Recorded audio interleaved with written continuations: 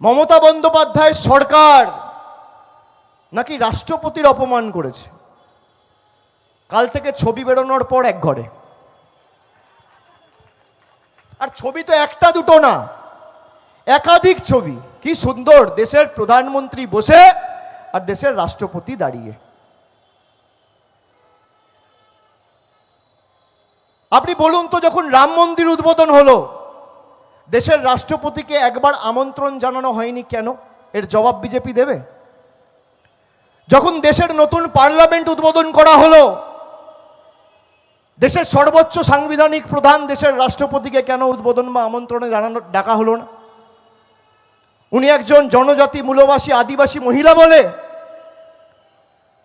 আপনি দেখুন দেশের কোথায় পতন, কোন জায়গায় দেশকে নিয়ে গেছে এই নরেন্দ্র মোদী।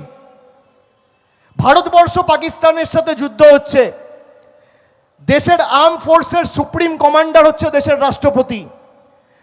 একটা যুদ্ধ কখন শুরু হবে আর কখন শেষ হবে,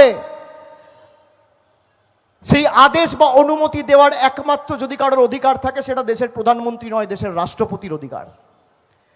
আর আমাদের যুদ্ধ কখন শেষ হবে সেটা বলে দিচ্ছে আমেরিকার প্রেসিডেন্ট ডোনাল্ড ট্রাম্প। বিজেপি প্রতিবাদ করেছে, এটা রাষ্ট্রপতির অপমান নয়?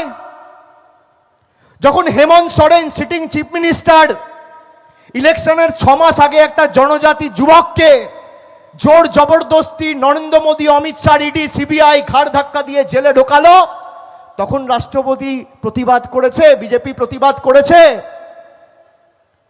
মমতা বন্দ্যোপাধ্যায়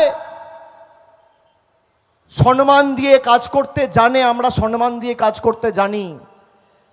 এদের গায়ে জ্বালা কেন? রাষ্ট্রপতিকে জোর জবরদস্তি রাজনৈতিক আক্রমণে এরা নামিয়েছে। কারণ জানেন? কারণ রাষ্ট্রপতি বাংলায় এসে জয় বাংলা বলে গেছিল।